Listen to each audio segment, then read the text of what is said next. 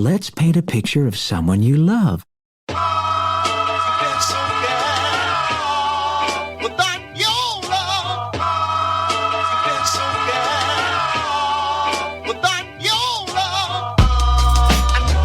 It's about the love change. Do it with some soul and a little love change. Yeah, it's about the love change.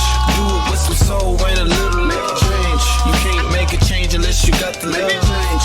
Do it with some soul and a little love change. You can't make a change unless you got some love change. Do it with some soul and a little love change. We started from the bottom, talking about the roots. Every time I'm in the booth, I gotta shoot the truth. My art is my art. Y'all, friends, family, fam. It's episode 12. Riley was here. In this episode of the Boondocks Podcast. Riley's affinity for graffiti goes too far when neighbors wake up to giant murals on their homes. Maybe a sweet-natured psycho war vet art teacher can help him in. Happy little trees, y'all. Welcome to the Boondocks Podcast. Do you guys have anything going on this week? Anything you want to talk about? Hey, Yeah. hi. What is happening this week? That was a good one. That was a good one. It's one of my hidden talents. I can sing quite like a man. All right. Oh, I very good. What? Well, we don't want. This isn't the episode for all of my talents, hidden or not. But yes. Hang on a second. No. Let me turn on the video recording. Let's see. And press play. No. Let's see. This weekend, actually, I do have something going on. I am putting on it's called the Mary Jane Maven. It's a lituation holiday marketplace. So basically what it is I am promoting small businesses, entrepreneurship, kind of like one, man shows. And I'm going to do like a QVC style episode of my podcast, Nice. which if you guys don't already know is Menage with the Mary Jane Maven. So it's going to be kind of like a special thing. I really love, I've said it before. I was a theater, little bit of a theater nerd, still am. I love anything. I'm an Aries, anything that brings the attention towards me. So what I thought was cute is I love QVC. I used to totally want to work on there because I was like, I can sell my ass off. And these people are just like, they're they're kind of acting. They're terrible. You would be amazing compared to some of the white women I've seen on that. Well, that's what it is, because it's nothing but, nothing but wheat. Nothing but wheats. That's what we're saying now when we, we're on certain people, we don't just come out, wheat.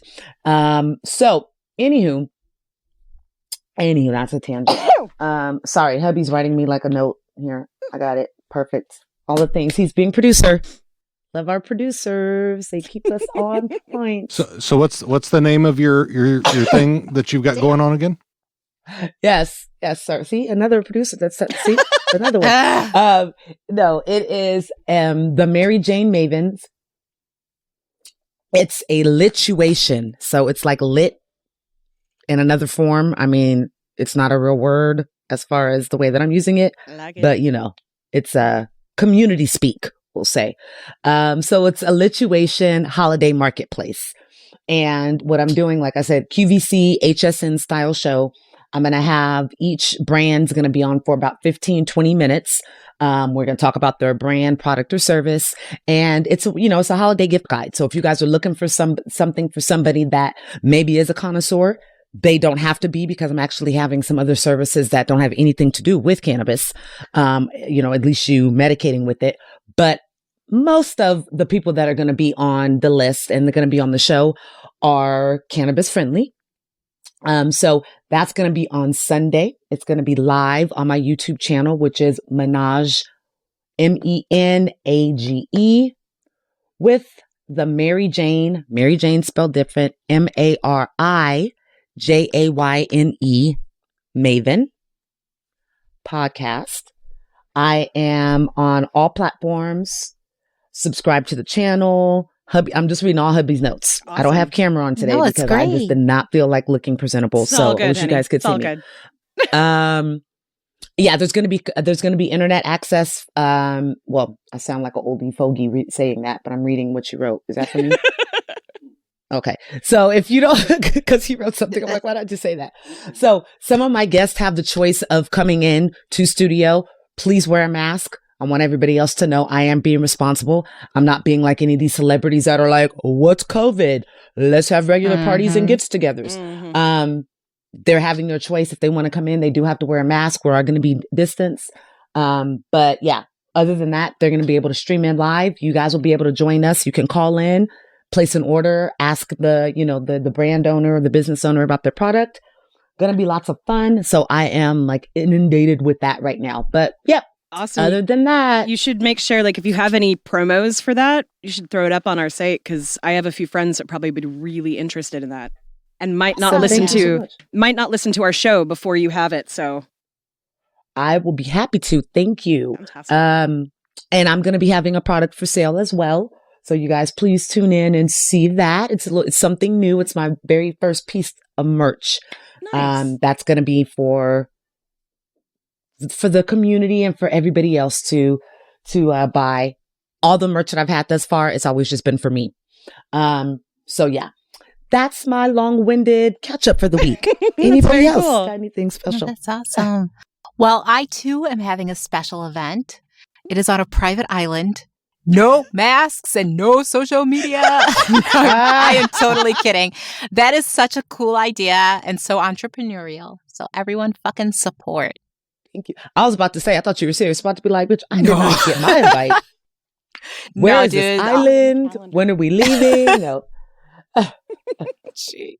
That would be great. I'll pose that to you guys. Would you do that if you had the option to get an island, with just the closest friends that you have, people that you can trust, maybe show COVID results, or we're going to take your temperature when you get on the island. Would you guys do that? If you had the funds and the opportunity to do it right now? Not until there's a vaccine. If I take a test today and I go somewhere tomorrow, I could be spreading COVID tomorrow, but my test today said I was fine. So there's no way to know. Even taking that test before, you have to quarantine for 2 weeks ahead of time and quarantine for 2 weeks after, no matter what. Well, this is just devil's advocate question. Oh yeah, totally. Totally. So let's take all that into account. It's 2 weeks quarantine. Yeah. Everybody's good. You have the money. We have the Kardashian money. We have the Lil Wayne money, like he threw his daughter a party. We have all this money where we can do things, and we're going to keep it to a very close 20 people, but we're going to be on an island where, other than like when we get together to like party, we're going to be pretty socially distanced. Like, all in all, it all makes perfect sense. And you deep in your heart are like, I got it. I did everything in my power. Would you guys? I mean, I was going to say, hey, it's just between us, but it's between us and all of our listeners. So well, I would say, if we've got that kind of money, we can probably sneak some vaccine for us regardless. So I think we'd be in the clear. Yeah. If you've got Kardashian money, you don't have to worry about the virus, basically, because of you've got the access to everything you could possibly need. Whereas, Magic me, Johnson. I can't even imagine right now. Like, I'm having trouble justifying doing a drive-by to see my mother on Christmas Day, because I do not believe it's going to be safe to give my mother a hug on Christmas. Oh, yeah. No, you're absolutely right. So I just can't wrap my mind around it. When I see them do that, it to me, it's like, it's selfish. The whole world is struggling with this. Why are you showing off? Like, you say no social media, but we all know that's not going to happen with that kind of a crowd. So like, to me, people who are hanging out and doing that kind of stuff, it almost hurts more, because it's something that, when we've got millions of people in line to get food because they haven't worked since February, I can't do it. I'm too much of a socialist, I guess. Yeah. I mean, in my dreamer mind and dreamer world, I would totally do it, because it would, this is the way that I look at it. If it got so bad, everybody stay your ass on the island for another 2 weeks. Let's go ahead. And like Dean said, let's go ahead and get that vaccine. We're going to have the welcome party will be us all together in one big circle, taking shots or doing, whatever it may be of that vaccine. I will say though, now, to be fair, everyday life, I agree. what's going on, especially here in Sacramento right now, is pissing me off. What's going on with restaurants that are trying to, like City of Sacramento, for example, today just had a council meeting. Or no, last night was it? There were people outside banging on the doors during the council meeting. Let me in. Let me in. No, like why are you guys acting like it's a dip? Like, I just don't, I feel like there's no common sense. There's no, like, you were raised better than that. There's just no, like, there's nobody telling them, like, this is wrong. I don't understand how that is okay. But when there was a gentleman shot in his grandmother's backyard and his brother went to a city council meeting who was still distraught and who decided to get up on the table and they touted him as crazy, that wasn't okay. But your behavior last night was okay because they're saying we need to get back on stay in shelter because the numbers are crazy. Like, that's that, like, in today's world, without being in a dream world that I was, trying to place a song in for a brief second. Well, that's what I was trying to break in and say. If I really did have Kardashian money, what I would have done was rented an island for a year, gathered all of my friends and family, and just hang out there and not leave until everything is fine. Like, if I had that kind of money, that's what I would do. I'd be like maybe 3 months at tops. I couldn't be with you guys for a year, but no. You're I mean, it's got to have like a couple of houses on the property. Like, we're talking like a villa or something in the middle of nowhere, like on an island in Scotland or something like that. Oh yeah, somewhere crazy, like somewhere completely just Well, Dean says a castle. We could do a castle. Yeah, I would find the island that's closest to, like, the Fountain of Youth, that island where all this good stuff is. So where the Fountain of Youth is, where the, like, koji berries are that, like, makes you like a non-blood sucking vampire, like, just wherever that place is where all that good fun stuff is, that's where I would go. But no, what I was saying is, completely feel what you're saying. There's so much to be angry about right now. There's so much going on, and there's so many people that are acting so non-communal. Like I said last week, our friend said, Asia has been doing what we don't want to do here for years, for decades. But he said the main difference is that they are much more about community there than we will ever be here in America. And that's just, that's the truth. Meaning that they know that wearing the mask isn't for themselves, it's for other people. They look at it as a disgrace if they were to purposely injure someone else. That's different than America. Take away the there's a lot of other everything stuff else, the dictatorship and all that. That's not what I meant. But about as far as carrying that. True. Right. Y'all president out there. I don't know what he's trying to do. I'm pretty sure there are more people in Asian countries that are freer than we are right now. Yes. I gotta say, when this whole thing first kicked off, when we were all really ignorant about it, and listen, I'm gonna alienate some of our fans right now because I'm a Tasha K fan. Tasha K was on her she was on YouTube one day talking about a global pandemic and how, like, that was the next threat. I guess a lot of people had been for a couple years because Obama did that big summit about it. And so I was just, when this shit kicked off, I was the only fool on the BART with her mask on, people giving me all kinds of looks. And then one day an Asian lady came on with her mask on and we totally had that look like, yes, queen.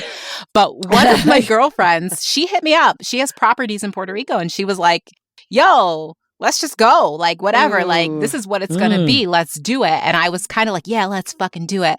And my husband freaked the fuck out because just like you ladies, I am immunocompromised. I do not have an immune system. So he was like, you're out of your fucking mind. Like, that's a disaster. But to your greater point. Is she sending you on a PJ? Like, unless you're going on a PJ and you're going directly from the private jet to a sanitized Sprinter, and then that Sprinter is taking you straight to, like, her property. Yeah, not right now. Well, it's a great idea. Let her know that I like her and that you can be do friends. Your 2 weeks when you get there, though, right? Like, you get to the island of Puerto Rico, quarantine in your hotel, then you all descend upon your little hotel stay. Well, so hotels have actually been really problematic in that, they use central air for the most part. And so they're actually have been showing a lot of super spreader events coming out of hotels that people think they can go there and quarantine. It's unfortunately another reason why so many people or so many cities are using empty hotels and motels to start housing the homeless population, not caring what actually happens to them.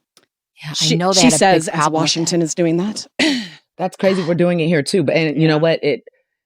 You don't think of that because you're thinking of let's get them off the street. We want to get them. We want to get them housed, and we want to, And I have I have a couple of acquaintances who are in a motel down in Tacoma, I believe it is, that they were placed there by the city, and it's literally the nicest place they've ever been. So, beautiful. For us, we probably would be like, okay, let's make sure that we don't touch the top thing, and we wipe everything. They're like, it's fucking like 4 seasons here to me. So when I talk to my friends about that, I'm like, I feel really, not just lucky that my shit house is my house, but that it's the perspective changes for me. Like, I can be socialist as hell, but I also choose Airbnbs because I don't like being around other people when I travel. I love them too. It's you get more of a like local experience anyway, which isn't that the whole point of traveling?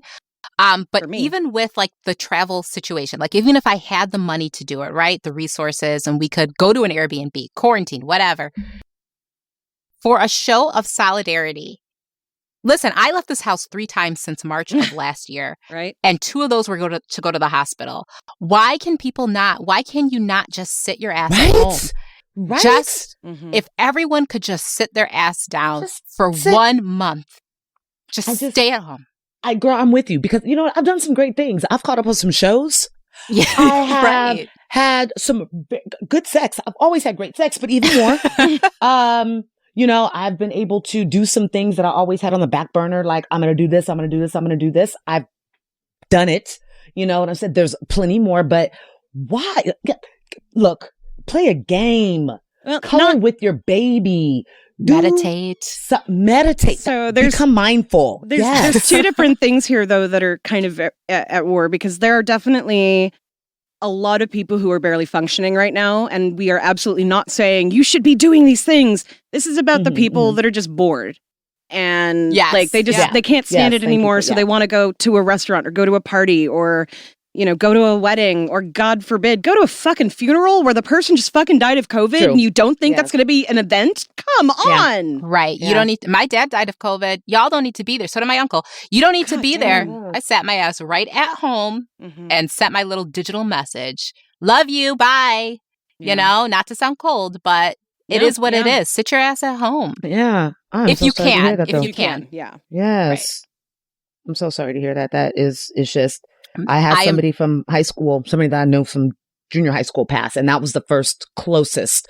And I hope to God and hope to the universe, and if I got close enough to my dresser, I would knock on wood that is the only. I hope that is, you know what I'm saying? Like, I know there's people that have known people 1 and 2 and 3 and 4 and times over. So I just hope that is the level that I keep it at, just that one person. But I don't understand. Like, I'm with you, Lynxy. Why is it so hard? Like, I love the inside of my house. Look, I hate the inside of my house, but I'm still here. My knees swell now. Like, I have some, I'm like, what is going on here? And I'm like, well, I haven't been very active other than, laying and doing, or on knees and doing some other things like that. I won't get to, But that's the only, going up and down my stairs, and I'm okay. Like, I'm okay. I've gained about 5, good quarantine thick pounds. I'm okay. That's not going to stop me from going to 7-Eleven right across the street and getting something at 2:00 in the morning, because that's part of just being home at quarantine right now. But I do that with the mask on. I do that with gloves on. I don't, I'm not. Yeah, it's frustrating. It's very frustrating. And it's getting so bad here. Lynxy, are you guys back on in the purple tier, or are you guys on? Oh, yeah. No, they shut us down. Yeah, that's what I thought. Probably you guys too. Like, we're close. Full on. Yep. Yeah. So you drop below 15%. I don't know if you guys know, up there, but what California is doing is like pretty much like all of the regions of California are very close or below the 15% ICU capacity. Or when it gets to that point, and the numbers drop below that, then that's when they're putting us on a stay at home again. So Sacramento today was at 17.5%. So basically by next week, we'll be on a complete stay at home. Right now, it's purple tier, it's recommended, and there's supposed to be a curfew that nobody is paying attention to. But yeah, I know that parts of the Bay Area, They were already, I know, like Alameda, San Francisco, and now Contra Costa, because that's where my mom is and where you are, that you guys are completely on stay in shelter. Oh, yeah. Yep. You get the little alerts on your phone. Stay your ass at home. But here's just my thing with it. If everyone would if you all would just, who can, would just say, yeah, I'm going to do it. Even businesses, to stop essential workers from having to go in. If we could all just sit our asses down, and maybe if we can't do it for a month, do it for 2 weeks. Let's all just stay home. HBO Max, give us free service or whatever. Whatever you got to do, stay your asses home and let's just see what happens. And if you have to leave your goddamn house, wear a goddamn mask. Yeah, right? Dude. Also, talk less. Have you guys had to? We had to do mortgage like renegotiation because y'all, if you have a mortgage right now, renegotiate that shit. Those rates are great. So we were doing that. I'm like, stop telling me anecdotes. Like, dude, stop talking. We all have our masks on.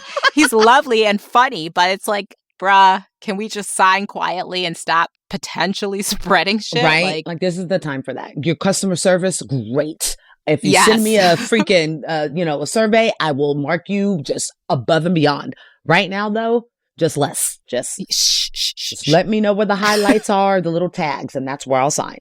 Please don't clear your throat. Right. So, sorry. What do you guys think about this? They say 110,000 restaurants are set to, or that they've already closed, during these 9 months. And they're saying another 50,000 are probably going to close within the next 3 weeks. Yeah, that's because our government doesn't realize that if the people don't have any money, they can't spend it. Yes, that part. Do they not realize or not care? That part as well. A little bit of both, but it's honestly like, no, I really do think that there's a little bit of a disconnect there. Like they don't realize so many people literally have zero money. Like that, when we were talking about, going away to a private island, and I'm like, I have a lot of trouble wrapping my brain around it because of who I am, who they are. They have trouble wrapping their brain around the fact that there are people literally starving to death in our own country right now. They cannot see it. They don't understand it. They don't experience it, have never experienced anything like it.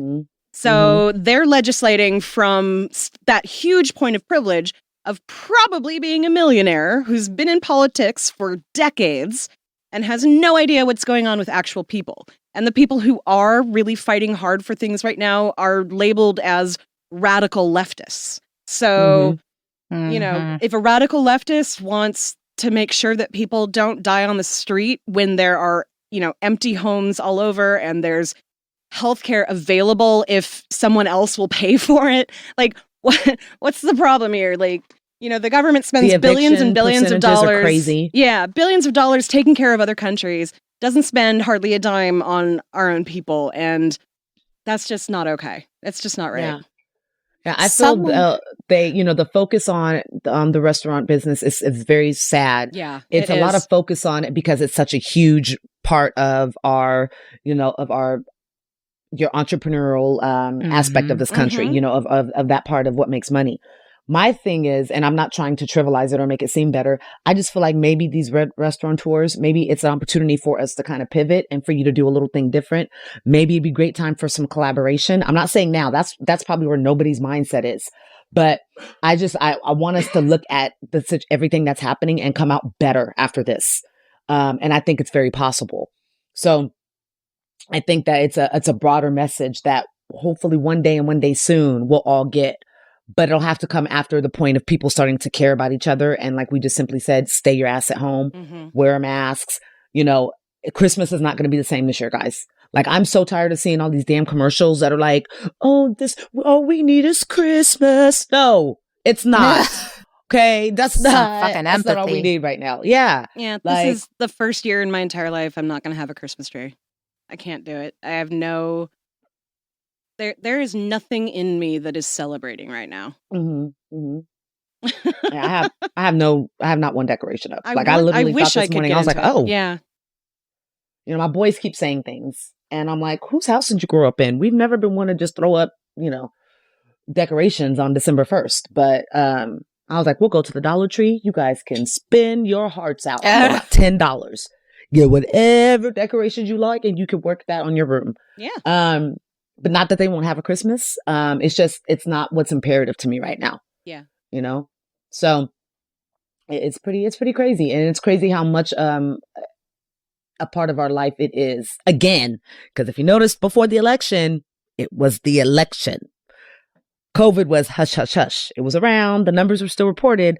But now it's right back to let's shine the light right back on COVID. Absolutely. I think that there are certain news stations that were trying to kind of not like underscore how bad things were getting while the election was still happening. But on the other side, you had the pretender in chief basically saying, as soon as the election's over, we're going to stop hearing about it. The only reason why we're hearing about it is because of this. So you don't have to hear about it. You don't have to listen. Don't pay attention. It's all a lie. And, you know, after all these years, those cult members couldn't see outside of it. So yeah. Well, and the karma bus is working because guess who has COVID now? Oh yeah. Yeah. Whatever's left of that law team. Not just him, but also Jenna Ellis. That's why I said whatever's left of that legal team. Yeah, both. They're all sick. Yeah. So now we just gotta wait. Now we just gotta wait for Sidney Powell to get it. Right. Jeez. Let's go back. Let's retroactive it. Who was the Speaker of the House before? The big chick who just lied her ass off all the time. Nancy Pelosi is the one that's in there right now. No, not the Speaker of the House. I'm sorry, my bad. I just Sarah Huckabee Sanders. When you said so bad that I knew you were. I'm getting to the end of my cup of the press Tito's secretary. Here. Sorry, guys. Yes, the one who lied for him every day. That's that all. girl. That's their job. All of them. Kelly McEnany. Oh my God. Yes. Let's retroact it all the way back to just COVID. Don't miss out. I struggle with this so hard because there's literally like up until this last probably 2 years, I could have counted 0 as the number of people I would use the word hate. And it was like borderline with my husband's ex-wife, but that was like the closest I'd ever really gotten to it. Maybe that roommate that stole money from me once, but never really like, I've never wished ill on people, but holy fuck, I want McConnell to die. I want him to drop dead right now. Gross. Doesn't have to be COVID, like fucking lightning strike. I don't fucking care. He needs to go. He's so gross. He's so much worse than all of them put together. Yeah. Yep, I agree, girl. I agree. And I love how SNL, they do the best at making fun of these people. Like, I love it so much. And they just, every time they talk about him, it's like spot on, you know? But yeah, I'm the same way because we were taught you don't use that word. And when I say let's retroactive and let this person get this person get it, I'm not wishing death upon anybody, but I am wishing sorrow you to get a little bit of what the fuck you deserve. You know what I'm saying? Like, and you deserve it completely. So yeah, how many more days is it, guys? It's like 30 40 something, 44, I think it was. This is the longest 60 days ever. Holy shit, right? The longest ever. Oh my gosh. Well, today is Safe Harbor date, and then next week on the 14th will be when the electors all cast their votes. So yeah, 43 days. We have 43 days. Okay. I think I mentioned once before, a long time ago, I have a friend who's been doing a picture a day countdown of Trump's days in office left from the day he took office. So I just check her Facebook and figure out what day it is. Perfect. I appreciate her. Oh yeah. It's helpful when I see that pop up on my feed every week or every day. I'm like, yeah. Okay. Yes. Oh, such a great thing. So yes, ladies. So before we move into anything else, I did want to kind of point out that we didn't really talk about specifically what's been happening in current events today, which is basically the White House is what, 1 in 14? No, what was it? Oh, the case is not well. So Trump and his allies in post-election litigation are now 1 in 50. 1 in 50. So that's been. And that one was like a technicality. It was one about counting ballots that came in after a specific time. Right. And they were never counted, so it was not like they took anything away. They just didn't allow them to be counted, and it was just a few hundred. It was a few hundred, so it was not anything really. So yeah, but the big headline would be the Supreme Court today decided that, or they were like, we're not going to even look at it. Well, yeah. So yeah, actually, Good. so hang on. Jesus. So the caveat to that, actually, it's not exactly that. It's they denied injunctive relief that the plaintiff was seeking, which was to decertify the election. So they said that they were not going to decertify the election. The rest of it was Act 77 in Pennsylvania, which got put into law October of last year. I know, I've been studying all this. Yeah, he has. I wasn't really trying to get all into it. I was just trying to say the Supreme Court said no today. So they did say, so yeah, they're not going to keep him from certifying. So they've certified. Tonight is everybody is certified now. It's a done deal. There is nothing Trump can do short of a military coup. And General Flynn's been trying to talk him into declaring martial law. Shut the fuck up. Oh yeah, like Lincoln did. Yeah, I mean, I'm not surprised. Someone sent a video to us about that. Yeah, someone sent a video to us about that, saying that Lincoln did it, and like he's doing the same thing, and he's studying Lincoln, and that's one of Lincoln did a military coup. Yeah, supposedly the whole thing. Well, it's not necessarily a military coup. What it is that he can say that the election was unconstitutional, and by the election being unconstitutional, then he would call for martial law, because he was saying we were being robbed of our constitutional rights by this illegal election that we had. And when he then enacts martial law, then that's where the coup part comes in. But I mean, the video itself, like, we were like, really? I'm not saying that we believe what this guy's saying, but this is what the other side is believing. This is what, his followers are. This is what his followers are, subscribing to and what they believe. Of course. Anything that will prove their point. I think Hubby still has the link. We'll send it, if you guys want to be entertained. Perfect. Or Dean would like to be entertained. Yeah, we can put it on our show notes too. Yeah. So, and guys, believe me, that I'm not, anything that this man says, I am not co-signing for. I think the dude's an idiot, but this is what we need to be aware of, what the other side, with the messages that they're getting and what they're believing. Like, we have to be informed. Right. We have to. So, yeah. Right. Half of Fox News is saying the president needs to give it up. The other half is Lou Dobbs trying to tell the president what to do. So, Yeah. By the way, Lou Dobbs was trying to talk Stephen Miller, telling them to hire Mark Elias, who's the guy who's been fighting the one of the main lawyers who's been fighting all these cases. You'll find his name on most of the defendants list as one of the lawyers in charge for the defense. So they're trying. They said, you guys, Lou Dobbs telling Stephen Miller, you should just hire Mark Elias for $500,000. $500 million. He said basically give him $500,000. It was $500,000. No, it was much bigger than that. He was like, just give him all the money. Make him change his mind and come work for us. I'm pretty sure it was way more than $500,000. Okay, well, whatever. Anyway, as I was trying to several times do the thing that Dean asked me to do like 10 minutes ago. So you're right. It is half a billion. I literally heard him say, give him $500 million. He thinks that everybody is motivated by the same thing he is. And he thinks he would be able to change this lawyer's morals by giving him $500 million. Period. Narc behavior. So anyway, for anyone who's a fan of our other podcast, the Letterkenny How Are You Now podcast, we are going to be recording soon a preview for the new season that will be coming out in the U.S. On the day after Christmas. So if you are not already subscribed to that one, you should go and do it, because we're about to bring you some interesting stuff. How are you now? That show just came up on Hulu today as a suggested show for me to start watching. Letterkenny is funny as fuck, and you have to get past the first couple of episodes to really realize it. So, have you guys ever watched, like, I think I've asked you before, like The League, or like It's Always Funny and Always Sunny? Those aren't. That's Sunny. not my brand of humor. So it's nothing like that, because that's mine. No, I would say similar cult following. Like, yes. I was like, Always Sunny has such a cult following, such a huge one. Letterkenny does too.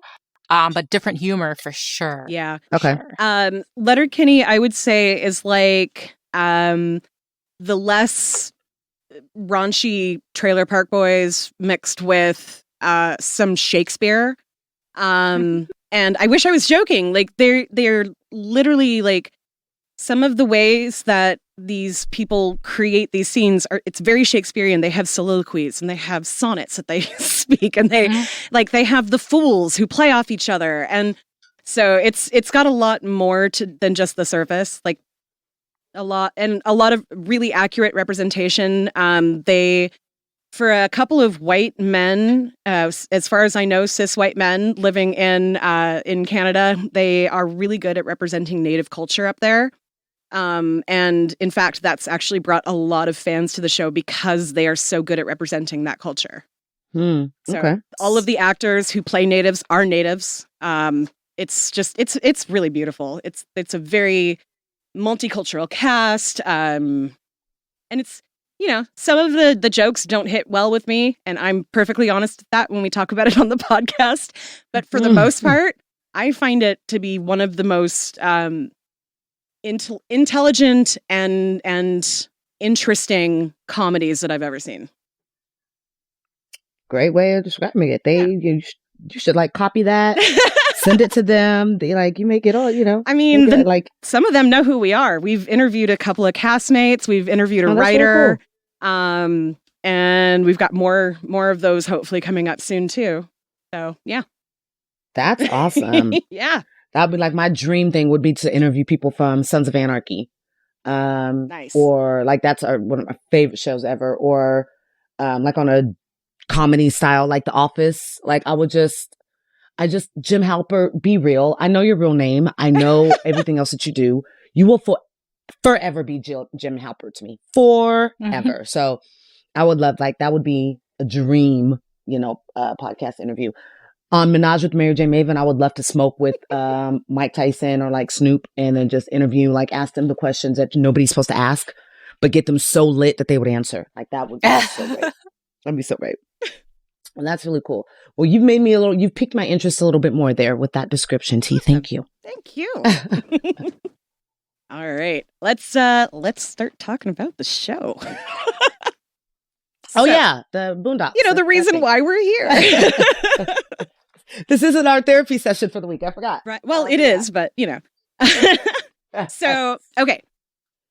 First things first, there is I'm jumping right to the end of the episode because I feel like this is a very important question that is debated on the internet. Dean and I have debated it. Who is painted on the side of the house at the end of the episode? Okay. So, because I said something and hubby said something completely different. Yep. And I said something the first time I watched it. And then after I'd watched it 6 or 7 more times, I was like, oh, fuck, I think I'm wrong.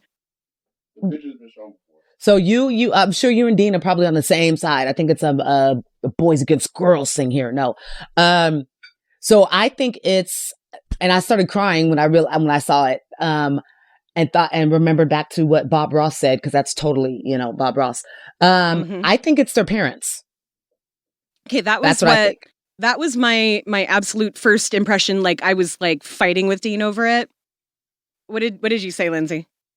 I don't think I give it enough thought. I was just oh yeah, it's his parents. You know what I mean? But yeah, now that you guys are talking about it, I'm like, well, wait a minute. This is for me and Dean, this is actually kind of an argument that started the first time we watched through this show, because I had a student last year who Riley really, really reminds me of if Riley was white. But right down to wanting to be a famous graffiti artist. Unfortunately, now that he's moved on to middle school, he's actually gotten in trouble beyond what I can help him with right now. But this whole episode is that. I just wish that kid had somebody like this, not to paint on the side of a house, but to encourage him to, make beautiful art. And for real, if Riley was painting that on a side of a building, I would totally think someone paid him thousands of dollars to do it. Because it's gorgeous. So yeah, absolutely. But okay, here's where it gets tricky for me. Riley's trying to impress Granddad. That's the only reason why he's doing that. He wants to show Granddad that he is a good artist, that his art could be worth something, that he's good at something. Because Granddad spends the entire episode not believing him, putting him down, telling him he's not even a good enough vandal. I think that that's Granddad and Granddad's wife. And that's what hubby said. Yeah. Yeah. And now he's Googling something and he's showing me a picture, and I think it's the same picture. So, yes. It's never been confirmed by Magruder. It's of course not. And it's been debated online for... Yeah. So I wanted to bring that out first because of the like, debate of it. Well, pull up. He's showing me pictures. Go back to the picture. Where's Grandpa right there? The second, that one right there. Okay, I couldn't read that until you just made it bigger. I was just comparing the pictures. So there you go. You're right. So, but I didn't think that looked like how they had depicted Grandpa in the past. Like that was why I was fighting it. And that's what I was just trying to compare. Yeah. Pictures. I think though, if you were to put glasses on, like I'm looking at your background right now because it's that picture. If you put glasses on it and turned the head so it was facing forward instead of at an angle, that would probably be a young version of Grandpa. Agree. Yeah. Like that's why I thought maybe it was his son or something. Like that was my first impression. Oh, that's got to be their parents, but the more I think about it, the more I think that that's specifically to get Grandpa's attention and approval. Because that's whose his authority is right now. That's who, is in his life. And if it had been his parents, then, maybe he would have drawn a picture of Grandma. Right. Or just painted a picture of Grandma. So I see it now. I think the first thought that I had was because they haven't talked about the parents. Yep. They haven't approached that yet. And probably because what we've talked about in the past, that's what even, generated those emotions and those feelings more. Absolutely. With me today. Like I prepared myself. The first time I watched this episode, I cried too. Like I totally thought that was him representing his parents. Yeah. And so like today before I did my cramming, I was like, I'm going to get a bowl of ice cream. I'm going to smoke a bowl and I'm just going to hang out for a little bit of self-care. That's the best cramming ever. Oh. I'm not ready to switch though, y'all. I mean, It could totally be Granddad, but Granddad is a light-skinned nigga. And this dude on this house is pretty brown to me. I'm just saying, could be wrong. But even like when I think of like, I forgot my raincoat. Granddad was always like, and maybe that's because my own granddad is a light-skinned nigga. So I don't know. This person looks very brown to me, but that doesn't mean shit. I do also, I would like to say, as a light-skinned person, light-skinned brown person, my skin has lightened a lot as I've gotten older. I spend a lot less time outside in the sun too. So, but I mean young Granddad. I don't mean like even Granddad, the character we know. Like in the flashbacks about like I forgot my raincoat for the protests and things like that. He was always he was always alone too. I think this was even younger than that. Like I'm guessing the 40s or 50s. So. And then he was widowed before that. That's why we've never seen a flashback of Grandma before, because it all happened so long ago. Mm-hmm. Yeah. It's just a theory. Yeah. It could be. Yeah. I'm not sold on it either way. Well, I think that in his just genius of Aaron Magruder, I think he foresaw like being able to leave topics open so that it would build conversation, because he wanted this to be more than just a show that was on Adult Swim. Yeah. And that was just entertainment. I do love how Grandpa did refer to Adult Swim when he was whooping Riley's ass. I love that. I thought that was funny. But no, I just think in his infinite wisdom and just foresight, like I swear he was a psychic, or he is, or something, that he did things on purpose. And when I did, when I initially saw it and I was cooking dinner, and I was downstairs watching it on my TV, on my phone, and hubby just came down and I was like, oh my God, it's the parents. And he's like, no, it's the grandparents. And I was like, what? And, we had a little quick conversation about it. But what I did think about it, and what he did bring up again, is why isn't there a conversation about the parents? Mm-hmm. Is that a separate conversation that he wanted to be able to create about grandparents not only being parents once, but being parents again when they're raising their grandkids. Like, is that like a subtopic that he wanted to, to approach without actually physically or having an episode about it?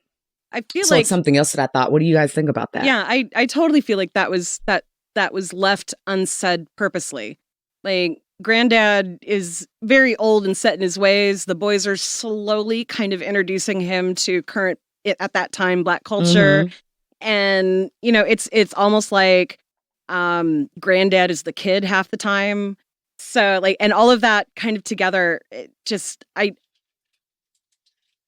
something I say almost every episode. Magruder doesn't do anything by accident. Like, he obviously puts so much thought into everything that goes into these shows or these episodes, that I feel like somewhere in there, and we've got, I don't know how many more episodes before we run out of episodes, but somewhere in there's going to be more clues that are going to give us more information, and we'll be able to pull out enough stuff to understand all of this when we get to it. Yeah, most definitely. I mean, we were just talking about like dream, guest. It would be the dopest thing ever to have him on here. Oh shit, yeah. Oh my God. Like, I think I might go, okay guys, I'm done podcasting. I appreciate it. It's been fun. And I'm done. I will never do better than this. No. Right? Mic drop. Yeah. Oh yeah. Okay. And you guys know that's bullshit. You guys know me too well to be like, girl, please. That would not be your last. And I'm so racist that I was over here doing nose comparison, because if there's one thing you can tell us Black people by, it's our noses. Oh my God. It may be Granddad. It may be. The noses match. So that's like me looking at a picture and going, oh, I bet that's a walker. Like, my family has very distinctive noses. We have all different. Yes. All different. Yep. But it would be so awesome if one day we just had like so you know how like you can come on, what is it, Ellis Island, right? And so people come there and there's like the history of who came, who was on boats and whatever. It would be awesome to have like an archive like that, kind of ended up connecting all of us, or letting us know that like, Lynxy, you and I are like 17th cousins, or T, you and I are like, you know what I'm saying? Because I do think that overall we're all probably very much connected, whether it be our tribes, whether it be, being from Mississippi or from the South or something like that. I just feel like we all very much are intertwined. And even though we've said before, we're not a monolith, none of us look like completely alike. There are certain things that identify us, which I would think that would make us, as well as our history, connected in a way where we're able to find out like, oh, holy shit, we are one big family. Like, at the very end, we are. I don't know how true it is, but my African studies professor, he was Nigerian. He was from Africa, like straight from Africa. I was going to say, I don't know Harambe.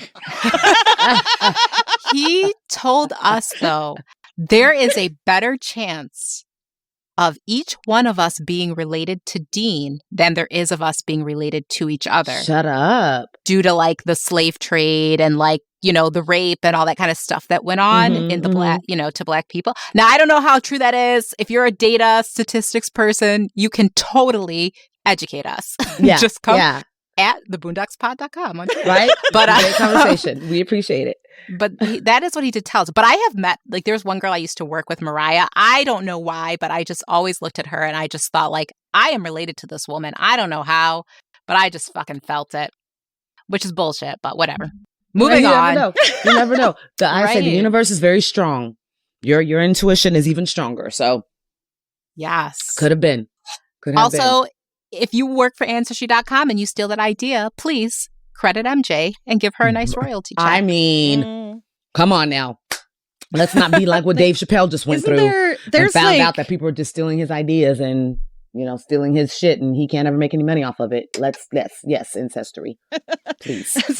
Screw Ancestry. I'm pretty sure there's a company out there that's specifically aiming for Black and African Americans. There totally is. Yep. Oh, it is. Yeah. Yep, that's exactly what I want to do. I'll admit, I have a 23andMe out there because my mom's family has done a lot of it. And it's actually really, like, it's led to my mother. I don't know if I've said this before on this podcast, but it led to my mother finding her brother that she hasn't seen since she was 16. No, younger than that.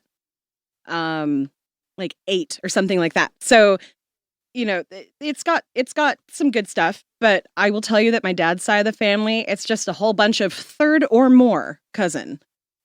Because wow, it's just a whole bunch of like black faces that say this person is probably your fifth or sixth closest cousin to you. Yeah. Mm-hmm. So there's That's not, crazy. Yeah, it's not. Doesn't seem to be as good yet. Anyway, we'll get there. Well, you know what? Everything that we're saying right now, it's going to be a creation for somebody. But there is a company. I have two actually. That I told you about, one where they do ancestry and DNA, and they did it like they do it right to where your ancestry is from. They don't do a general area like Ancestry does. You know, they do right down to the hut. And I'm totally going to be facetious when I say this, but the hut that, you know, your ancestors were born in, but like literally like straight to where, you know, possibly your ancestors were brought from, like right there. And then there's another one that is based within, it's very interesting. They actually relate or correlate where you're from in cannabis together. So what they do is they actually do your full DNA, and then they're able to tell you whether or not that tribe or that group, if they practice using the cannabis plant.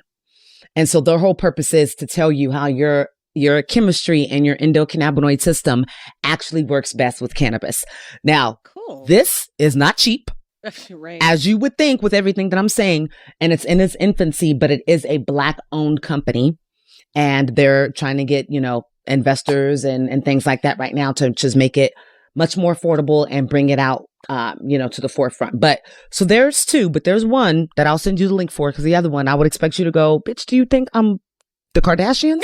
I can't afford this. I ain't bougie. Send it. Yeah, send both. Weed is the new oil. I want to see it.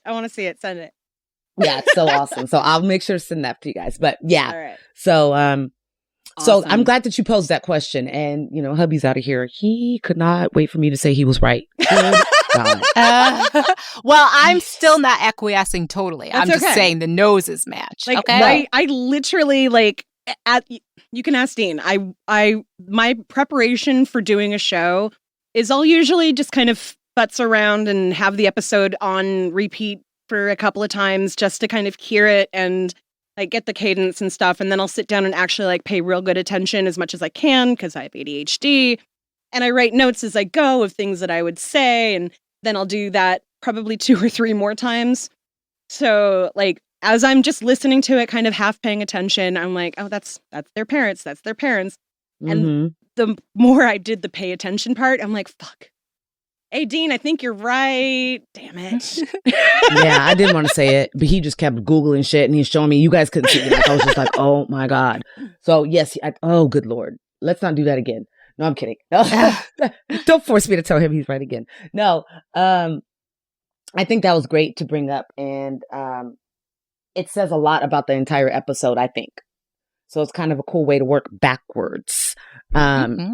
Because I think a lot of this episode was Riley's way of saying, look, you know Huey and how he's kind of talented and what his thing is. I may show you that I'm like a little badass, you know, or that I say what I mean. I speak my truth, but I do have a talent and I have an interest. So you know, we're always so succinct, even though we don't pre-talk about stuff. But it's great that you brought that up and for us to kind of like work backwards. Yeah. Because I do think that it's his way of getting Grandpa's approval, which those tears was about just the end of the approval that he was going to get. So yeah, actually, one of the quotes we have would fit really well here. So I'm going to have Dean go ahead and. It's so beautiful. Thank you, boy. Well, that's it. Out of memory. You can start cleaning it off now. What? But what? No buts. Start drawing on paper and this wouldn't happen. Nobody told you to paint all over my house because you want to make a point. This ain't Beat Street. I love that Grandpa got the point. I love that he got it. He knew Riley was making a point. But you know what? He did exactly what most Black parents or grandparents would do. You know? Oh, absolutely. Yes. Ain't nobody tell you to do that on my house. Yes, it never, and I think that we as a community and as Black, at least our generation, we were able to identify that's the thank you or that's the praise that we were looking for without the actual, oh my God, you did so good. I love it. La, la, la, you know, because just for whatever reason, that's not a prevalent or a very much practiced sense of emotion or well, especially for that, you guys for get what males, I'm trying to say, right? Like males within the in Black that generation. community. Yeah. It's not just the Black community. It's males of that generation. True. Showing Yes, very much. showing sensitivity, especially to Yeah. a younger male. That's not really done. Yeah.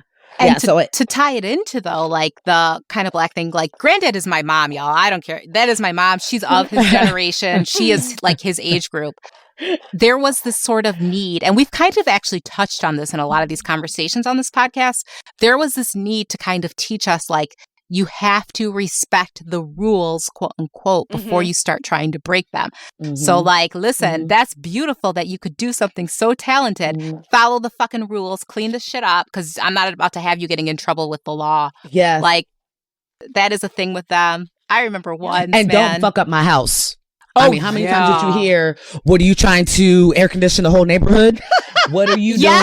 You know, stop going in and out of this house. Yes. And I'm like, well, I'm thirsty. Good Lord. I haven't eaten since fucking 8 o'clock and it's 3 o'clock now. Like, you know, and they're like complaining about you coming in and out of the house. Go outside and stay or come inside and stay inside. And it's like, well, that's not really much of a choice. Like you. So I guess I'll stay outside. A fucking brag. When I was like 10 or 11, I took our little PC apart to fix the modem. And how like I did my brother did that shit with our Nintendo and our Yes. I was not that smart, but I knew if I just take everything apart piece by piece and I lay it out in the order I took it apart, I can put this shit back together. Did it? Fix the modem, everything. And my mom was like, I am so proud of you. Wow, that is amazing. But I want you to go get the switch because I told you not to touch it until I got paid. So you didn't listen. You're going to get your franny frailed or whatever. I was like, are you serious? Because she was more about, you've got to follow the rules of society and all this kind of bullshit. Lord, child. But that is a thing with that sort of generation. It is. I have a story. So I loved reading and writing, which I still do. And my mom used to have like the biggest collection of like Jackie Collins and just kind of like, you know, I want to like love romance kind of books. And they had a lot of sex and stuff in it. And she would never complain if I was reading, you know, V.C. Andrews, for example, Flowers in the Attic. Should not have been reading that book when I was like 10. Okay. No. Should not. I mean, I read Stephen King's It and kids had a fucking orgy in that thing. So yes. So that I met somebody this summer. This kid was 8 and he was like, that's all I read. And I was like, where are your parents? But yeah. That was me. No, but then again, I was like, you know what? Maybe you're just that smart of a kid, you know, like, and you can get it and you're not like affected by it because I believe there are some of us that are like that, you know? I was going to say I wasn't affected by the sex, but I don't know. Yeah, Dean can't stop laughing over here now. So like we've heard your other podcasts, honey. It's okay. It's like probably so. I don't know. Damn you, Jackie Collins. No. But I remember reading some books and I was motivated and I wrote what I thought was going to be like the next best teen novel, right? Okay. And I gave it to my English teacher and she was like, you have so much talent. And then she at like open house shared it with my mom. Well, my mom was livid. Oh, I bet. Livid. Yeah. The reason why was because you can write, but what do you know about sex and what do you this scene here? And I was like, wait, whoa. That's what you took from it? Like, you could be rich right now. But the thing was, stay in a child's place. Mm-hmm. Yep. You do what we tell you to do. You do it the way that we tell you to do. And that's what Grandpa was just saying. Little kids draw on paper. You don't draw on the side of my house, which I've worked hard for, even though Grandpa was kind of giving it. But you worked hard for, this is my shit. You don't pay for it. So it's very telling of how we grew up. I think even still so, like I know how I'm raising my kids, you know, be seen and not heard type of situation. That's something that we're going to continue to do, but we always tweak it with each generation. And you kind of have to, because when times change and music changes and technology changes, you have to be able to do that or you're going to have kids, you know, that are laughing at you, not listening to you at all because they're finding what they feel is like their truth, you know, through those other resources. So yeah, it's kind of, didn't have quotes other than the one that I kind of glommed on with yours, Lynxy, but it was just certain nuances that I felt was saying a lot, throughout this time. So, yeah, that was another one for sure. For sure. So if we're proceeding kind of in that backwards order, so we've got that argument about who it is, if it's the parents or the grandparents, or we've talked about kind of the response to that. But what about the Bob Ross character, the white guy with the blonde afro, drawing painting joyful little trees, not happy little trees. That would be a trademark. Joyful little trees. Yes, I didn't think about that. Dean, I'm waiting for your impression because I feel like you would have a great one. I was watching this and I was like, I know Dean has one. Well, I don't know. I'd probably try. I mean, it's pretty light spoken. That's really creepy. I think it's just a happy accident. Do you know if you went on YouTube and read just anything in that voice, you would have the biggest ASMR hit online ever? But you sound like a mixture between Bob Ross and the character from Family Guy. Yeah. Who Herbert, is the pervert. Yeah. He does that. Not him. He does that voice no, too. Not him. Not the old guy. No, not the the old one guy? that Meg just married him like this last couple Quagmire? episodes. I haven't watched in a decade. So. I know who you're talking about. Oh, shoot. Sorry. That's my happy face. I don't know who it is, but I know who you're talking about. He's supposed to be all right. homosexual, but yeah, he's not homosexual. they never say that he's actually... Is it the old hippie guy? Yeah. Okay. Yeah. He's very. Okay. He comes out that episode. Spoiler. It's hilarious. Sorry. Because he doesn't. Whatever. Want to marry If you don't Meg. watch. Shut up, Meg. Good. He do a whole show. Seriously, he's got. Today I have the guest of and just have you talk about the episodes Well, and the characters' voices. Cleveland Brown could be here. My name is Cleveland Brown. He was voiced by a white guy. He was voiced by a white guy. Yes. I know, not anymore since it came out. Is it? I think that was ridiculous. I don't care who voices. Like, I think that is ridiculous. I get that you guys are trying to make things equal, but I just feel like sometimes, do we ask for it? I don't remember Black people marching and being like, I want Hank Azaria to stop voicing freaking.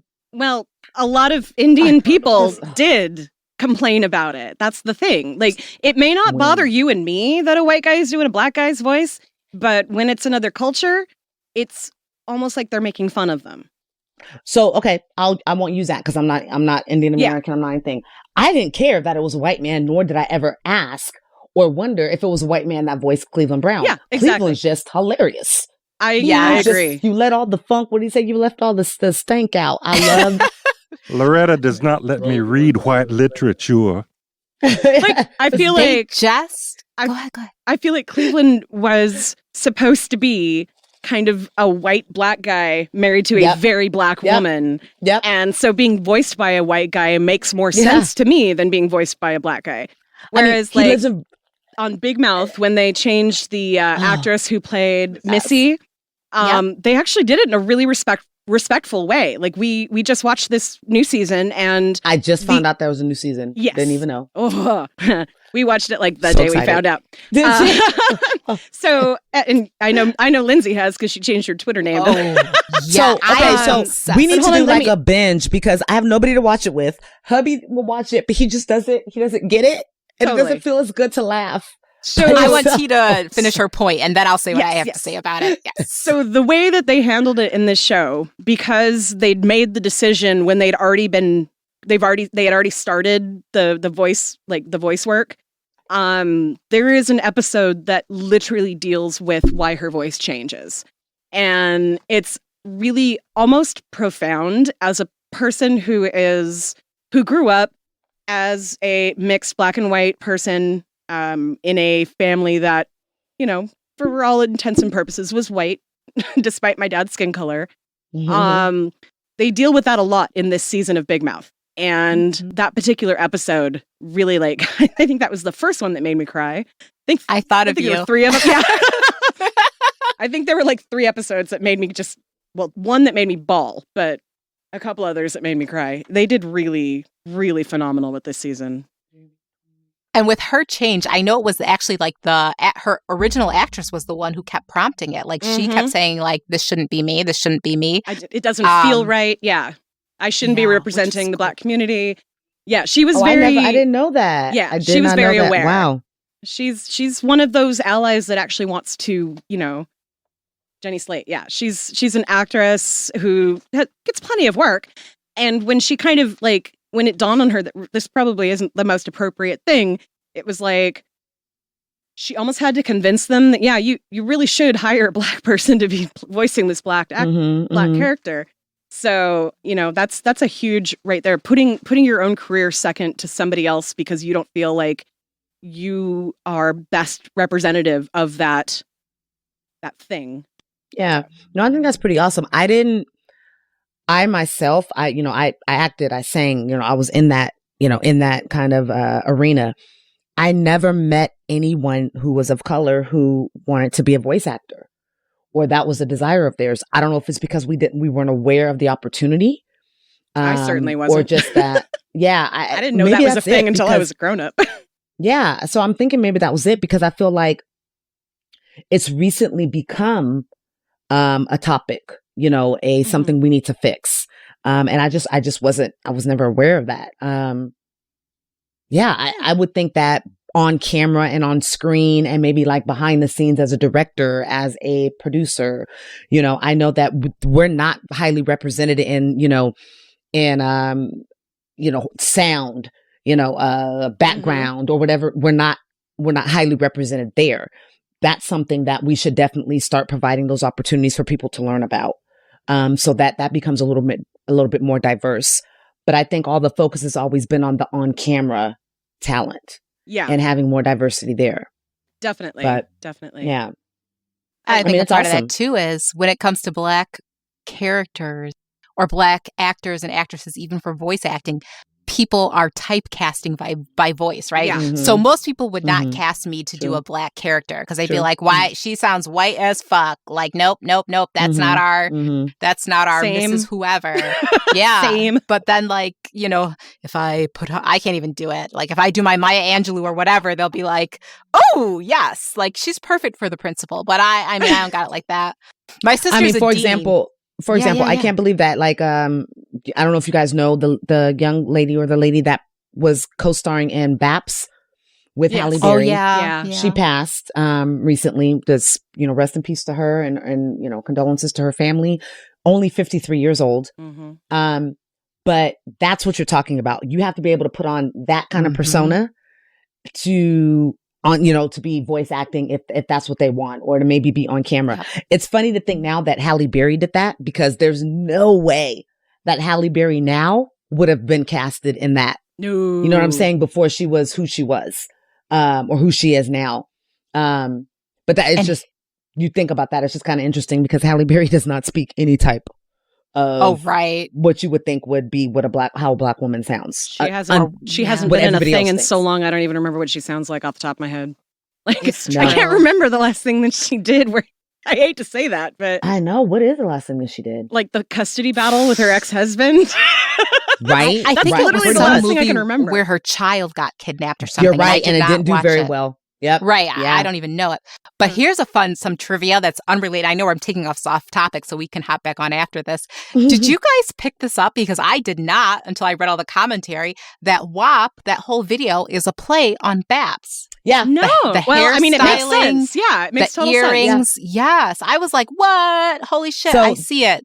Yeah. Their whole thing was like, this has always been beautiful, no matter in what fashion we present it. Like, they didn't have the gold caps or anything like that, but the over the top hairstyles, the over the top makeup, the dancing, like it was a commentary. Like it was, and people didn't look at it because they saw dopeness between the two beautiful women that were in there, so nobody ever picked up on that. But yeah, it was supposed to be like a larger kind of commentary on Black beauty and how, to our community, it could be something that's considered kind of ratchet, but to everybody else, they still, they they're in envy of it. You know what I'm saying? Like they want to be able to have that big hairstyle. They want to know how their lips look like that. They want to know how their ass looks like that in that one piece. You know what I'm saying? So yeah, it's, I'm glad that you brought that up because I actually meant to bring that up. I think when I talked about it like weeks ago when I was like, have you guys seen WAP or not? I forgot to say that there was like a very good piece written on that. That's awesome. That expanded on that. But yes, that video is still the video of the year. I don't care what anybody says. Nobody. Footnote to that, Dean totally has Google Foo, and Halle Berry apparently was in John Wick 3 last year. I'm going to have to watch it again. Yeah. You said who watched John Wick 3? And I mean, I love that, you know, that I love the John Wick movies, period. I don't remember Halle Berry in it. So I'm like, Dean, yeah. She had the dogs, and when he came out, oh yeah, okay. There you go. I got it. Okay. I just had to say dogs. So what do you think? Right. Once I said remember dogs. the dogs, and like I like action movies because they're kind of brainless. So there's dogs and Keanu Reeves and guns. I'm cool. So which brainless movie would you rather watch? And like all of them, The Chronicles of Riddick, John Wick, or The Matrix? Because I feel like The Matrix is kind of like... Can I pick the first Matrix and then the rest of John Wick? Sure. Because like John Wick, the first one was good. The sequel was actually a little better than the original. I don't remember the third one. But no matter what, it's probably better than The Matrix because I wish they'd had more time and money, I guess. I don't know. It didn't hit the same way. Yeah, it was a lot of information to take in the like 3-hour max that they could make movies, make one movie. I like The Chronicles of Riddick. I will admit, I do. I have to say that when that movie came out, the only thing that my memory is like yelling out at me is the fact that Vin Diesel would play D&D with Judi Dench. Awesome. I fucking love nerds so hardcore that was like, okay, I have to love him now. I love him from Boiler Room, and I love that nobody knows quite what Vin Diesel is. Yes, I like that. Like, I love it. I love that Vin Diesel doesn't even know what Vin Diesel is. I love it. But yes, off topic again, guys. That's what we do. That's why you love us. Hell yeah. So yes, if we're going back, let's see. Where were we? So Riley's doing all these fantastic paintings on the sides of houses. Let's see. It started with the fruit bowl that everybody thought was amazing. Yes. And then my favorite, the fallen soldier. Well, it started with Riley. Riley was her. Was her. No, that's what it says. We're going backwards. So, because I want to talk a little bit about something there. Yes. But he had the bowl of fruit, and then he's like, well, let's something meaningful. So it was the fallen soldier, old dirty bastard. Yes. Silence. Oh Nobody? God, you didn't get that? That was ODB. That was like us. Oh my gosh. See, yeah. I was cooking and nagging at my child at the same time. But yes, I did. I picked up on that subconsciously. There you go. Same. I think that's pretty dope. Cause you really have to respect ODB and you have to respect like that era of rap to even really get that reference. Right. I was actually going to ask, like, not being somebody who is as attuned with Black culture yet, is ODB like still thought of as kind of being like, you know, this like savior guy? Because he was on as part of the Wu-Tang Clan, yes. Okay. As just an individual artist, no. Okay, that's good. Yeah. If you're from the East Coast and you like the Wu-Tang, then you think "Oh Dirty Bastard" was good. If you're not, then you know the song Mariah Carey. That's it. That's what I was about to say. Right? Okay. What did you say? Oh my God, that song was fire though. With me and Mariah went back like babies and pacifiers. Yeah, that was fire. right there. A 30, baby, I got your money. Yeah, that's the one I know very well. Yeah, that's what I'm saying. So there was a couple that he hit it big. Yeah. So that was it though. It was that and Oh Baby I Like It Raw. Like that was my first intro to him. And I remember thinking, why is he so dirty looking? Like I remember, like I said, guys, I grew up in a very cowtown town. One of my favorite songs is Friends in Low Places. But let me tell you, I remember watching videos and being like, ew, nobody told him like this is on video. Let's wash you up a little bit. But that was his persona. And there was actually a genius behind him. So that is something to me that coming from Aaron Magruder or the writers isn't surprising because I feel like they probably really expected East Coast rap. So he's a fallen soldier that way. Yeah. But other than that. But also speaking of that particular piece, Riley really this was when he really was like, I need recognition. This shit is good. Mm-hmm. And so he tried to sign like an alias, but then like other people signed their name around it to like help like take some of the credit. I know, Lynxy, you picked this one as one of the clips, so let's go ahead and play it. I can't believe it, man. How niggas gon' just come by and just sign their name on someone else's shit all after the fact? Try to steal my shine. Man, that's some more bullshit. Damn. You know, Riley, the moon steals its shine from the sun, and no one ever gets the two confused.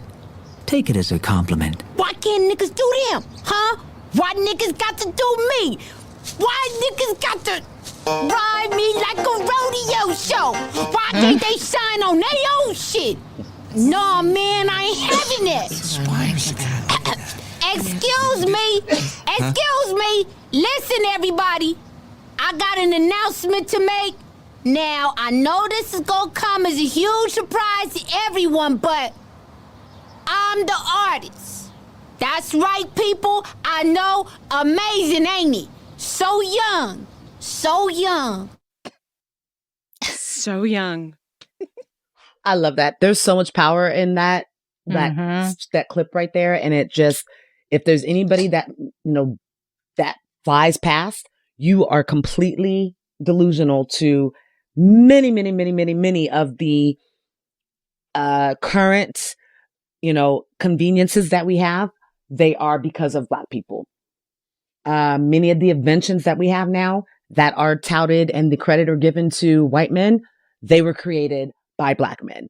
And so this says so much more than what it presents itself to do. So I would say great quote choice, but even better commentary that comes through this episode. Totally. Like that, I think that is a big part of the message. And also in terms of movements, like, right, if you're an artist, typically you have a message that you're trying to, not always, but often you have a message you're trying to put out there. And y'all, I have struggled with this big time in my career. I would say until a few years ago when one of my mentors said to me, who funny enough was an old white lady, there is not a person in the company I was working at back then who does not know your work is your work. But I always had an issue because white men always took credit for my work. And it would piss me off. Like I would want to email, Lynxy was here. And she was just like, girl, listen, everyone knows it's you. Now, I'm not agreeing with her. Like, I do think there is a level of allyship. And her conversation with me did change a lot of shit for me. It was awesome. But like, her kind of point was like, listen, and I think the point of this sort of episode is like, by being in the room, by presenting this work, where even if everyone does not want to admit that it is your work, you are making a movement. You are making a statement by putting it out there. By doing that, and sometimes, sadly, for the good of the project or the good of the movement is more important than the clout or what you are like putting your name on it. So sometimes to get progress, and this also ties into this thing we were saying about granddad and being a stickler for following the rules that's found in a lot of older Black people. Like, sometimes you really have to say, like, you know what? If let's say that I started the Black Lives Matter movement, more important than Lynxy started this is the movement. Mm-hmm. And I think that is also a conversation secondary to what MJ was saying. That is like the secondary conversation. Like, take yourself out of it, respect the movement. It's not about you, right? Like Riley could die and another Riley can come in his place and keep the movement going. Like that is a sub conversation that's going on in this episode, I think. Absolutely. This is when this episode came out, this was around the time that Banksy was really becoming a known graffiti artist. And essentially, like, I mean, I'm not 100% sure. I think that he's been unmasked. There's somebody who is continuing it on if it's not the original one, because this has been going on for so long that it's, we really don't know. But yeah, it's kind of like this, like, I feel like Magruder was kind of going, look at this movement of graffiti art becoming, well, at the time it was starting to become high art. And like people were framing it, and this is before Banksy started like shredding his shit so that people couldn't sell it. And so I think that's all wrapped up into it too. That the Bob Ross character is like, oh, maybe some mystique is probably a good thing. You don't get in trouble. You can keep doing the thing that you want to do. Whereas Riley's like, I want to get that money. Right? Yeah, right. And that's what his first thought was, especially when I think he was doing it for the attention. And then when the Bob Ross character, threw away his shit and did the whole reverse, psychology on him and really got him to speak and break into his true talent. I think that before that whole aspect of people, signing on and trying to claim it for themselves, he was really about the art itself. So I think that's when it spoke upon human nature. You could be about it just for yourself and for the fulfillment of you being an artist. But when somebody else tries to take your shine, then of course it becomes monetary, because that's what they made it by trying to, to hop on to what you had going on. So I think his reactions was just a kind of normal progression of what a human reaction would be to something like that. But I also think it says that, and I know you as an educator, and I'd be interested in hearing what hubby says, because this is my only time sharing it with him. I think a larger message here is that we're not focusing and providing opportunities to people of color, children of color, those that are in, less prevalent and wealthy school districts. We're not providing them with the opportunity to create themselves as artists. So what they do is then they go and they become graffiti artists, or they go and they start selling, drugs because their business acumen, or there's somebody older than them who's basically telling them that they're doing good at this thing and, like propping them up, like, yes, but they have no outlet for it. Right. But what I'm saying is they have no outlet, so somebody can come along and take advantage of that. And that's when you got like kids selling drugs and stuff and being told that they're doing this great job and like they feel like a part of something. And like I feel like that's kind of what Riley's looking for. Like why he was trying to attach himself to the two white gangsta boys who, had all this money and were getting away with shit. And he's like, well, this isn't fun. You guys aren't really like, you have to do everything he says because he's the rich one. I don't care about this anymore.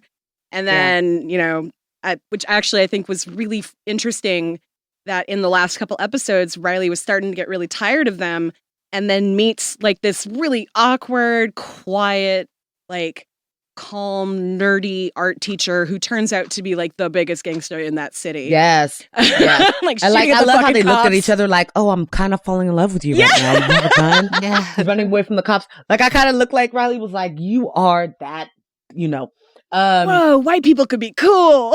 Yes. So, but, being that they tried to definitely sprinkle a little bit of the real Bob Ross here, as far as his service in the military, I'm wondering if he also kind of had like I don't really like organized government or the legal system. I wonder if he has that in him, and that's something we never knew.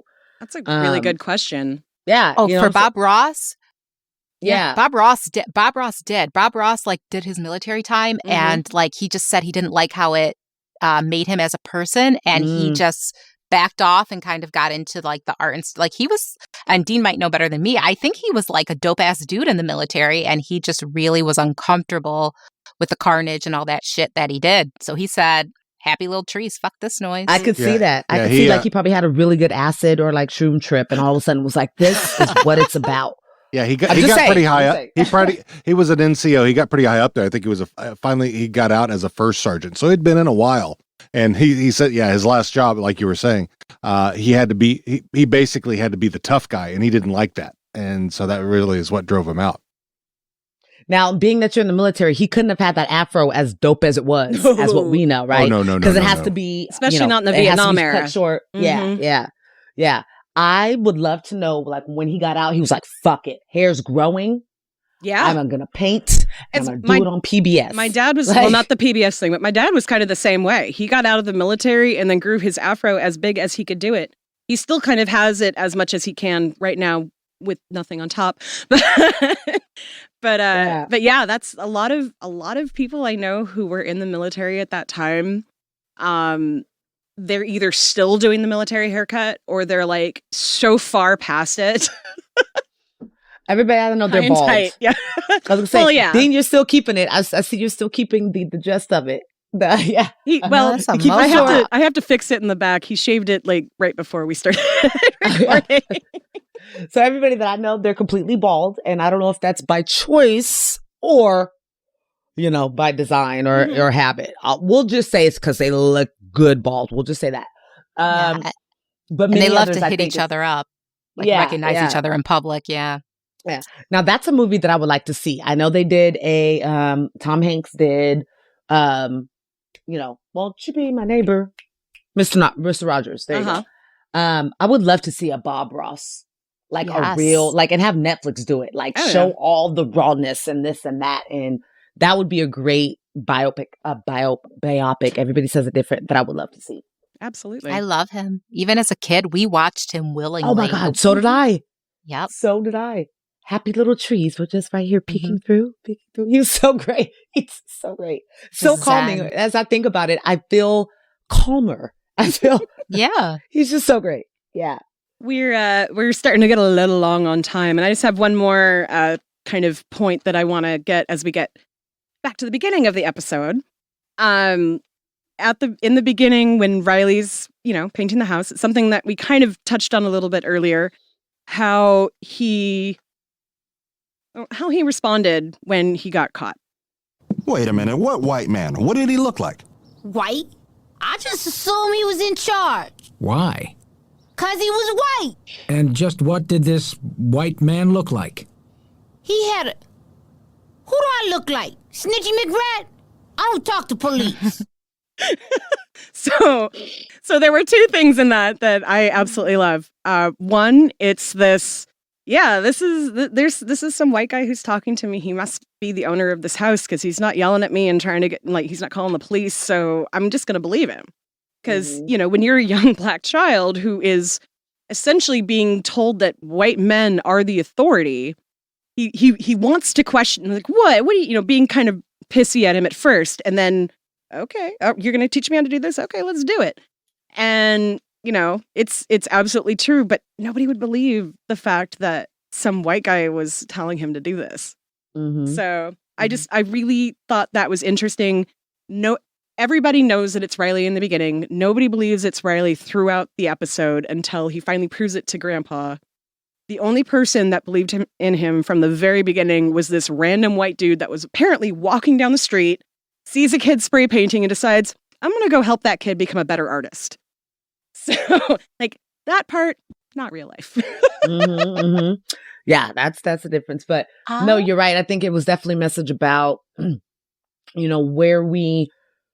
where and who we get the handout from. I don't want to say handout, but the help from, and being able to appreciate kind of that experience and who that person is in that time in your life. And of course, once again, I think it's saying a lot more that he's a white character, because we know that Riley already connects with the white characters that, of course, don't completely act white, but they are still, and they still, have the benefit and the privilege of being so. So it was kind of said so with this character, because, well, I think he was protected in a way. Yeah. Yeah. Nobody would think that. Nobody would suspect this mild-mannered art teacher to be this kind of crazy gun-toting, I don't like cops, so I'm going to shoot at them so that we can lose them so I can get you out, and then I'm going to run for them some more. Yeah. Like, that's not, like, Riley at no point thought that was who this guy was. Mm-mm. You know, the way that the teacher and Riley interact is very reminiscent of what I do in my classroom. I'm not that sweet. I'm not that nice. I'm not that calm. But it's a lot of getting them to want to prove me wrong or make me proud. And like, that's exactly what I see here. I see that Riley's found a mentor who is finally making him feel like he might be good at something. Mm-hmm. And so it's kind of this, like, nobody believes that there's this, you know, secret white man who's doing the graffiti unless he's the only one doing the graffiti. Yeah. But in reality, this secret white man really is teaching Riley how to do these amazing murals on the sides of people's houses. And to do it truly in the way of a true artist. Yeah. To tap into something, to not have it be trivial, to not have it be frivolous, to not have it be something that can get you into trouble. And if it does get you into trouble, have it be in a way that you're spreading a message, not Riley was here, exactly. Or whatever, you know, he kept saying. Like that from the beginning, that was his message to him. And that was super, you know, super powerful. And then at the end, you know, he takes out his pistol, or, you know, the gun off the visor, puts down the visor. There's a gun right there, and he turns the car and shoots the gun, and the cop's car flips, and Riley's just like, holy shit, this is awesome. Right? Like, best shit ever. This just makes this whole experience so much better. Yeah. Yeah. And I will straight up say, y'all, like, I have not had a dope ass Black male mentor outside of my family. Mm-hmm. I have had them in my family. In business, in these corporate circles, Fortune 500 companies, some of my biggest mentors, I would say 2 of them, were old, mellow-ass white men who saw me, who saw, like I said, she was a woman. She was a white lady, though, who kind of, they see me and they see what I do and they saw my work ethic, and they would step in and they would do this shit, like kind of guide you through, teach you, like, they wouldn't be like, you need to talk more like this. They would not do that shit. They would just say, like I said, my one mentor said, everyone knows this shit is you. Everyone knows this stuff. You don't have to say it. You don't have to be a big voice in the room. Just keep doing what you're doing and keep doing it consistently. You know, like they kind of guide you through, like, yeah, girl, you got this. That, to me, I hate the fucking word allyship, but that is some real fucking allyship. Yeah. Like, yeah, I'm giving you snaps because I've had the same experience. I had a couple of male bosses who, they saw me for who I really truly was, and they compensated me the best way that they could. Like, they knew me. Like, it was just like, I like to say this. I had one boss who would give me his card and be like, you hit your numbers 3 days ago. Won't you go ahead and take like a 3-hour lunch, go drink some beer. Here's my card. Like, and I'd be like, bet. Like, you know what I'm saying? Like, but he brought out the best of me. And although he played the corporate game, because when I went to him and was like, I need more, he placated me and provided me with something that would, you know, get me through for a couple of months, but he knew it wasn't longer, because instead of him looking at me really and going, you got to go, this is what you have to do. Like, you've reached your threshold here.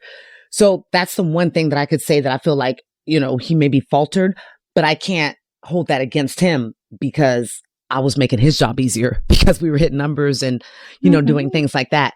But I'm completely agree, because anytime that I've had a woman that's not been of color, it's not been a good situation. Yeah. So. Yeah, except for once, but otherwise, same. Yep.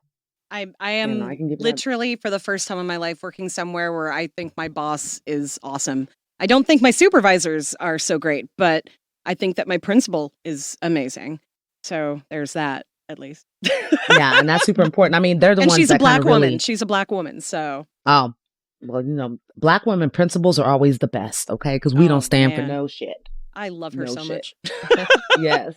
Well, that is awesome, ladies. I think, I can't believe we've gone so long. It doesn't feel like it ever does. Right. I have the joy of watching the timer and going, okay, we don't want to get to 2 hours now. I did an episode that was 2 hours and 15 minutes the other day. And I said at the beginning, because they were behind. They're in Texas, and we started at 10 o'clock their time. Oh, God. And I was like, ladies, I'm going to be very aware of your time. I was like, we're going to stop this at about 45 minutes to an hour. I couldn't. It was so great. It was so organic. It was 2 hours and 15 minutes. Yeah. All right. Producer can deal with that. I think on that note. Chop, chop, chop. On that note, I think we can. Oh, yeah, totally. Absolutely. Yeah.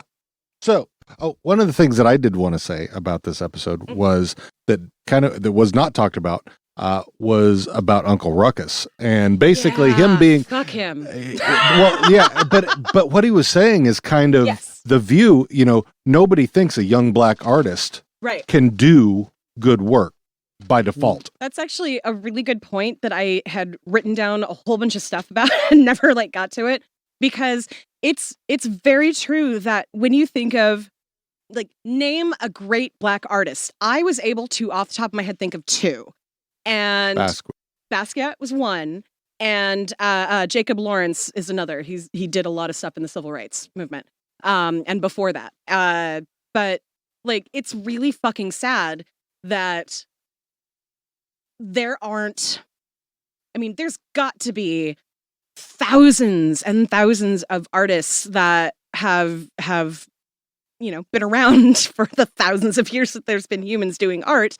And I can think of two of them, because it's always, the white cultures that tell us what is art that we should enjoy and appreciate. I'm the expert, of course, don't you know? Exactly. Oh, God, and we didn't even talk about black television. Well, and that kind of leads into... Oh, God, yes. We forgot about that whole aspect. Gosh, yeah. We talked about that one. Yeah. We'll have to do that another time. Yeah, that was like a B story. And it was you really had to look for it. You really had to pick up on when they did show, when they showed Huey. But it was, my 9-year-old goes, why is he speaking different? Yep. That was the first, a 9-year-old picked up on that. And I really didn't want him to watch the episode with me, but he was in the kitchen cooking with me. And he picked up on that. He goes, he's talking different than when he was talking at the beginning of the episode. And I was like, yep, there you go. So that definitely had a message in it, but we'll have to maybe pick up at the beginning of the next episode. Or we should write that down. We should write that down and maybe record a little mini episode. Maybe. Not tonight though, because my dog's when we do our end of season recap, those are things that we can bring. That's a great idea. So but about all this. Dude, Dean's like, don't make me work more. You talk about a fucking this is his favorite thing to do. But as a white man, I just want you to know that I apologize on behalf of all white people for everything we've done to you. So, if you weren't picking up on that, we're not doing a typical stupid white people question. We're putting on a why do white people say that question. What the well-meaning white people. The Boondocks Podcast Theater and scene. No. Can I just tell you that is one of the most annoying fucking things to me? Give me some specific. What are you apologizing for? The whole of white people, or is there something in particular that you want to talk about? Just slavery and everything. I'm really and everything. I'm really sorry for it. It's just I'm so sorry. And everything. What my ancestors did to your ancestors, it was so wrong. Boy, that reminds me of the episode of Saved by the Bell when Zach found out that he had ancestors, and Lisa and him were so just Lisa didn't know if she wanted to be friends with Zach anymore, or if she could go to dance with them or something. Did he have slave owners in his house? Okay. Yeah, it was hilarious. Or wait, was it Lisa that had them? No, I'm sorry, it was Jesse. Because Jesse kept trying to make up for it. This is a perfect, actually. Jesse did exactly what our question is. Jesse kept buying Lisa clothes and buying her lunch and carrying her books to class because she was so apologetic of what her ancestors had done to Lisa's ancestors. You guys, it's exactly the same. It's you guys dumb it down to a Saturday, although a great cult teenage show from back in the day, Saved by the Bell. That's what asking that question is like. You can't apologize for shit that all of you together really don't apologize for. You are not the representative of all white people. So therefore you can't apologize for all white people. Just like you can't tell me that you're sorry or that I represent how Black women act, because I don't represent how all Black women act. So therefore your apology or your compliment or whatever it's intended to be, it's null and void. It's falling upon deaf ears. Yeah, it's very moot. So that, and look, I appreciate the effort and the thought. Let's expound on that. Let's show you more because you're there. So let's get you from point A to like actually point Z, where you're completely informed and you know the right way to express those feelings. That would be my response. The first thing I would say would be, here's a list of all the books I want you to read before you come and talk to me again. There you go. There you go. Simple. Simple. How to be anti-racist would be one of them. Yeah, white. Yeah. Go ahead. Sorry, Lynxy. No, you're good. It probably won't shock you guys, but I am of a different opinion on this one. And I do not disagree with a fucking thing either one of you has said. I do not disagree. But this does not bother me. I feel like a lot of times people, and I'm not making an excuse for people who all bring this up because, people are different. Some people are shady in intent and some people are pure in intent. And sometimes people want to have the conversation with you and lack the knowledge and the whatever to kind of open that door. And I think they say shit like this. And what I take from it is like, I'm not going to crucify you over how you are opening this door with me. I appreciate your sentiment if it feels sincere. Like if you're really a person saying like, I don't kind of know how to, like with Black Lives Matter, when the protests erupted after George Floyd's death, I have a lot of friends of many, many ethnicities, races from all over the place. Only one friend reached out to me, and it was a white girl from South Carolina. And she said, "Are you okay with everything?" One girl, and I just thought very interesting that this one girl is kind of opening this conversation. She didn't say like, "I'm sorry for what's happening." She just said, "Are you okay?" And that is an open-ended question, much like, "I'm sorry for everything white people have done." I think, but though, the intent, go ahead. They centered you in that question instead of themselves. Oh, I'm so sorry for what my people did to yours. Instead of, are you okay right now? And only looking at what is like your best interest and not like centering themselves in it. I totally hear what you're saying. That's why I'm saying like, I am not making this excuse for all of these people, because some people come at you real funny and they think they're real slick. But other people, I think it is pure ignorance. And this is not a soapbox that I'm willing to battle them on. I just say like, sure. Or like you said, well, what? Like anything in particular? Because y'all, please don't forget a lot of your ancestors. I think a lot of you do forget. A lot of your ancestors are my ancestors too. Yep. A lot of your slave owner granddads are my slave owner granddad too. Yep. So let's get a little more specific. And then to MJ's point, it's also about like, okay, like saying sorry to me for this bullshit ain't enough. What are you doing in your life to really like be a quote unquote ally or to make a difference? That's kind of more the conversation I'm willing to have. But my point is just like, listen, however you want to open the door with me is fine. As long as you're not like blatantly, and it's a lot about reading intent, as long as you're not blatantly like just being a piece of shit about this, like being condescending or just, oh, I'm so sorry that you're Black.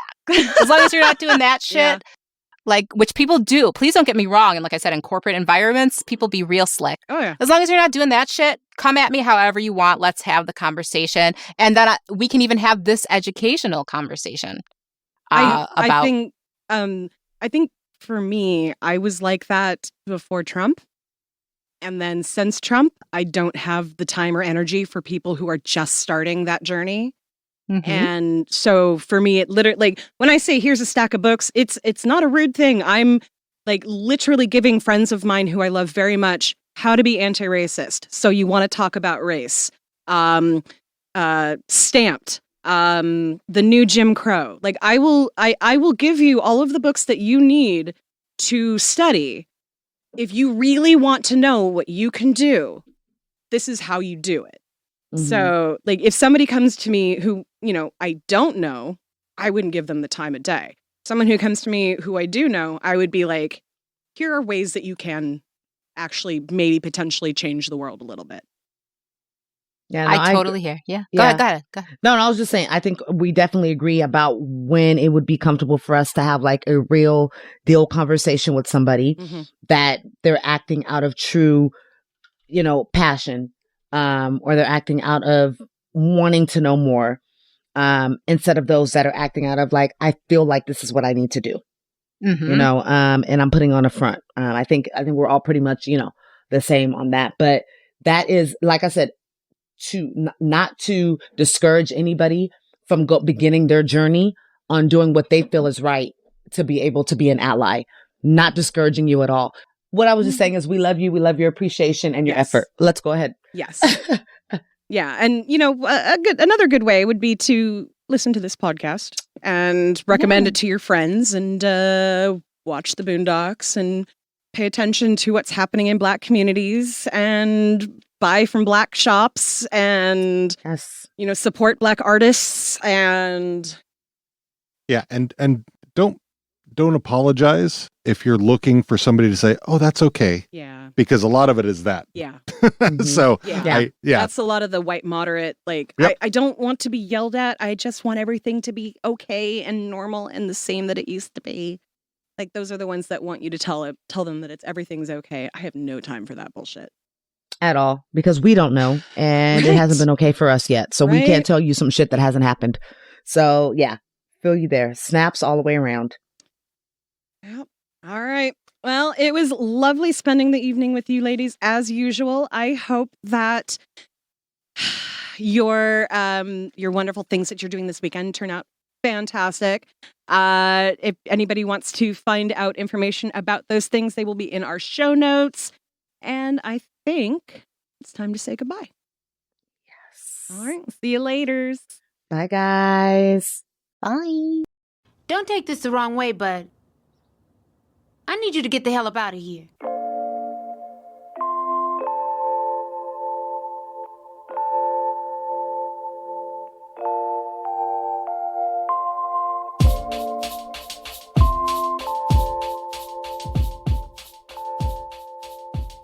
Thanks for joining us again as we make our way through the trials and tribulations of the Freeman family. We hope to see you back again next week for Wingmen. Want to know where to find us on the social medias or where to subscribe to the podcast? Just head right over to www.theboondockspod.com/links. Have a stupid white people question you want to leave us?